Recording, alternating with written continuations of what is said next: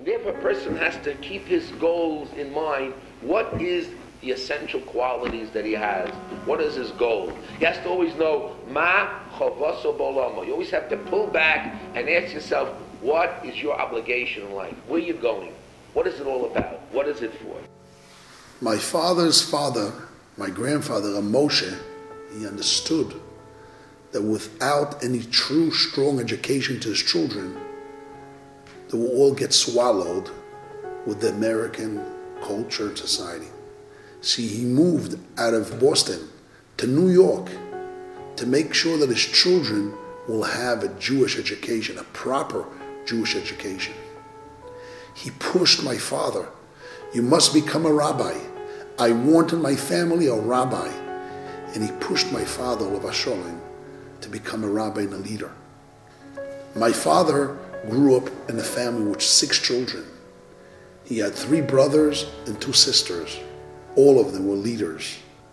Right away when he was young, he felt that need to spread God in the spiritual desert of America. He went into Yeshiva Ketana in Eitz Chaim in Manhattan, and then he continued in Chofetz Chaim Yeshiva. He learned in Chofetz Chaim, to the best of my knowledge, I think 18 years. There was some point in time when I know there was Talmidim in Har Zion who thought that with time the Rebbe did not follow the Chofetz Chaim derech.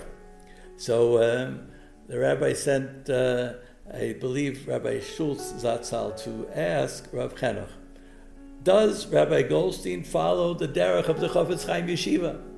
What was the answer? Rav Chenuch laughed. And he said, well, he has to. He doesn't know anything else. The youth rebellion of the 1960s symbolized the inherent crisis in the values of modern society, which provided no solutions for the human soul.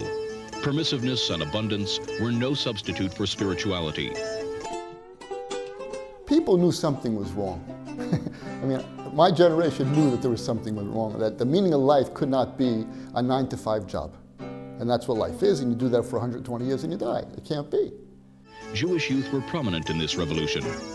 In their search for identity, many approached Rabbi Mordechai Goldstein in New York.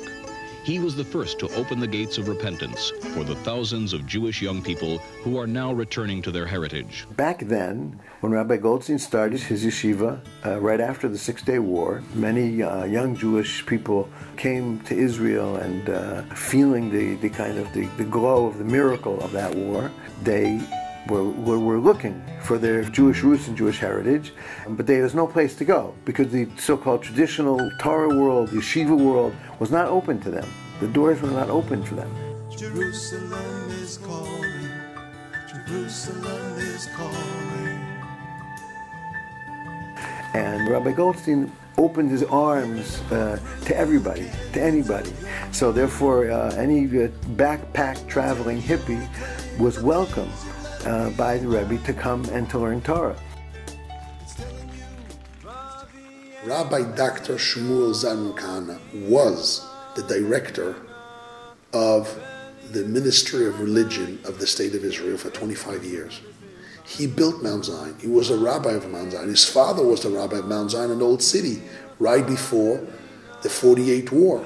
He was searching to give over Mount Zion to a leader that were able to cope and to hold in him all different types of Jews. The meeting between Rabbi Goldstein and Dr. S.Z. Kahana, Director General of the Ministry of Religions and the official responsible for Mount Zion, was undoubtedly part of some divine plan. Rabbi Goldstein proved to be the right man at the right time as he signed the Mount Zion Declaration and undertook the difficult mission of establishing the Diaspora Yeshiva on Mount Zion. That's how it all started. People began to hear about a unique study center in Jerusalem on Mount Zion, which unlocked the treasured secrets of the Torah to all Jews.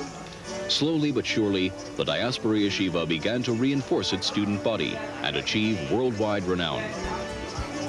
20 years later, is like a flock of sheep. The Diaspora Yeshiva has become a vital Torah center. Let's say you need a fence.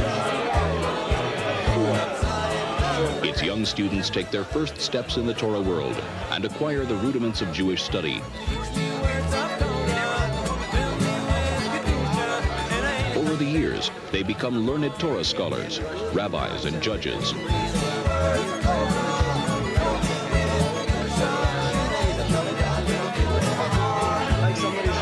The Diaspora Yeshiva has produced a generation of world Jewish leaders, exemplifying the time-tested paths of the Jewish tradition and heritage. I'd like to sing a little song right now that I wrote for my parents after I came to Jerusalem, found my way here into Diaspora Yeshiva, started keeping beautiful Shabbases right here on this holy mountain. And I wanted to express to them, from the deepest part of myself, that what I had found was, not just another mishigas or another trip or just another temporary stopover before I changed into some other kind of butterfly. This is called Shabbat Shalom.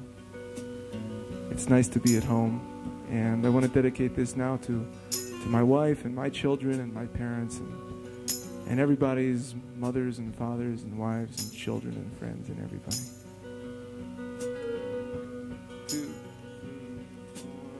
When a chassan and kala get married, it's a very spiritual thing. It's the beginning of a new life, guiding their children the way they want. The husband is the king and the wife is the queen. And they know that above them is God, and they want to follow his ways. Rosh Yeshiva always said once a person would taste the sweetness of Torah, when he would get them involved in a piece of Torah, once they taste the sweetness of it themselves, he doesn't have to convince them or lure them or argue them or cajole them. At that point, the person they fall in love. Speaking of falling in love, what was a person supposed to do if they wanted to really have a life of Torah? How are they supposed to find a mate? How are they supposed to find a wife? Well, the Rebbe had the chachma to open the girls' school. I mean, my wife came straight to the door of the Beis Midrash. I mean, it's really true. She came straight to the door of the Beis Midrash. I walked out the door and there she was. Opposite the Hurva synagogue in the heart of the Old City's Jewish quarter is the Diaspora Yeshiva's Women's Hebrew Institute. Alongside its full program for men, the Diaspora Yeshiva has not neglected the woman's role and has placed much emphasis on broadening Jewish horizons. I lived in the dorm with about 11 other girls. I had the time of my life. I made such good friends that they're still my best friends today. And we would stay up all night talking about Torah. And it was revolutionary for me and for my friends in those days to learn Torah. And the Rebbe treated us like his own daughters. He never turned anyone away. He had so much patience for us.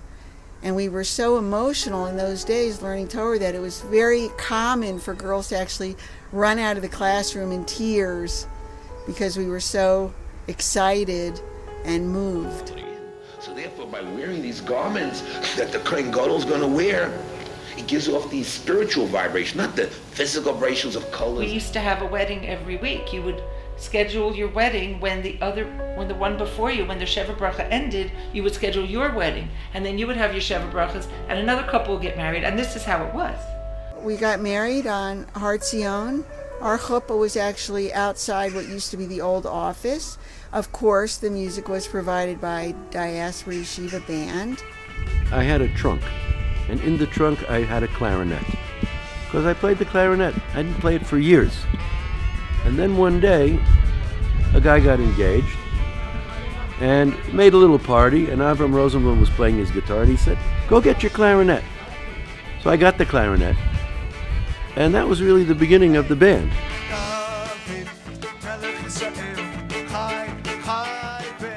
My father used to create many events, Melava Malka, the famous Melava Malka in King David's tomb, with the Diaspora Yeshiva band and drawing the youth connecting to the yeshiva.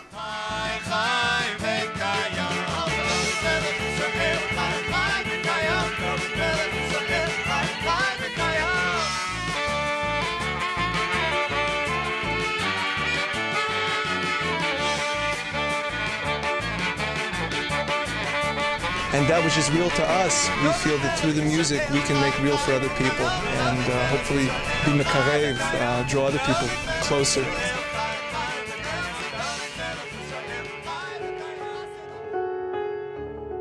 And also we had a lot of children, which was unheard of. I mean, now the parents were in America were all wondering what's going on. Another kid. At a certain point you used to hide it from your parents, but built big families. It's unbelievable. The Jewish agency allocated land for settlement to the diaspora yeshiva. Symbolically, we learned that Matzad is located at the site where King David assembled his troops some 2,500 years ago. This vital link with Mount Zion is reinforced each morning at school. We used to send 3 school buses of school children, elementary school for the girls, the Beis Yaakov for the girls, and the Cheder for the boys, and we took responsibility for the education of our children with the Rebbe's blessing and guidance. So you have to understand the ruach of your son, ruach of what it is, the relationship, the connection. And as a father, you have to misgaher. I came when I was a bocher in the 1970. I was married, and I think it was 26 years before I paid a single bill. No rent, no water, no electricity, and all of that was the rabbi making it more possible for his students to sit and learn Torah and raise their families and take off some of the pressures. The community that he created on Meitzad was something anybody who was there will never forget it, and it's hard to replicate it. It's almost like those people that you grew up in the yeshiva with are like your family. And the yeshiva was like one big family. The doors were open, nobody was afraid, the kids would walk around. My kids loved the yeshiva. I mean, it was tremendous. Rabbi Yisrael, the Rebbe's oldest son, the Rav of Meitzad, was really the moving force behind it. The first 7 months we had no road. They used to bring water with trucks. For the first 10 years we were on a generator, and we had to start it from the beginning. We planted trees, we built the place. So it's Azorim Bedima, but at the end you get the fruits. And the fruits it's a place for today for Torah, and it's growing and growing. I remember one time I used to drive the Rebbe around a lot. He said to me, he says, "I hate those guys who learn all day." I'm like, "What? I mean, you taught us to learn, you always tell us to learn all day. I hate those guys who learn all day." I said, "What are you talking about? What do you mean?" He says, "I hate those guys who learn all day. In the end, they don't bar mitzvah Torah. They don't spread Torah.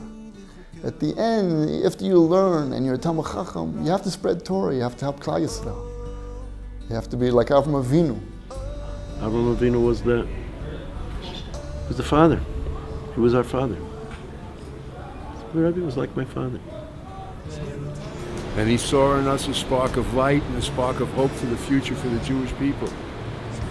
He really, really, really believed in us, and he dedicated his life 24/7 to us. And I'd like to just say to everybody or anybody who didn't know him, you missed meeting a great man. And those who did know him knew that they met a great man. And people who learned with him and worked with him were raised by him and taken care of and knew that there was somebody in the world, right, that cared about him, a human being of flesh and blood. That was Rabbi Mordechai Goldstein. And I, at this particular point, just feel overwhelmed to have the opportunity to say to the whole world how great he was, and to say for me, I have a chorus I told that will never end for he and his family, right? Because he gave me back the Torah, he gave me back my soul, he gave me back a life that was worth living 24/7. So I want to say thank you to all his children for sharing their parents with us and allowing us to have a relationship with their father. And Hashem should bless them.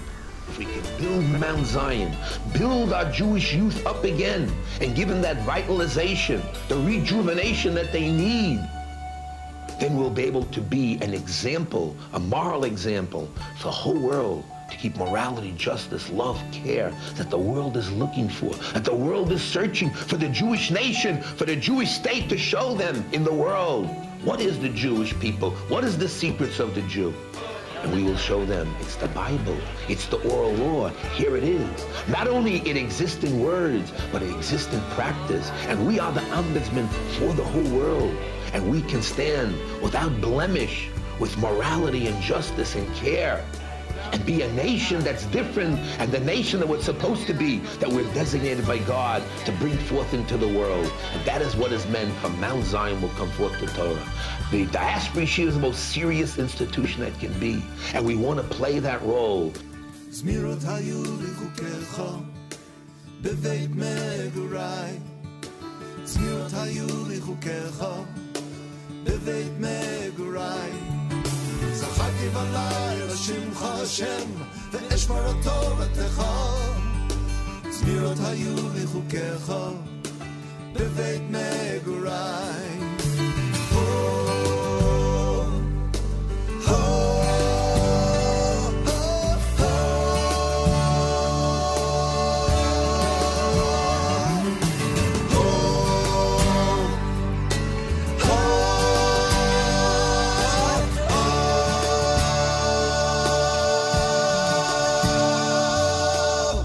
If you're in a forest and you're lost and you don't know what you're going to do and your water runs out and you don't have a telephone and you have nowhere to go and all of a sudden someone shows up and says, "Here, I'm going to show you the way," what do you feel about that person?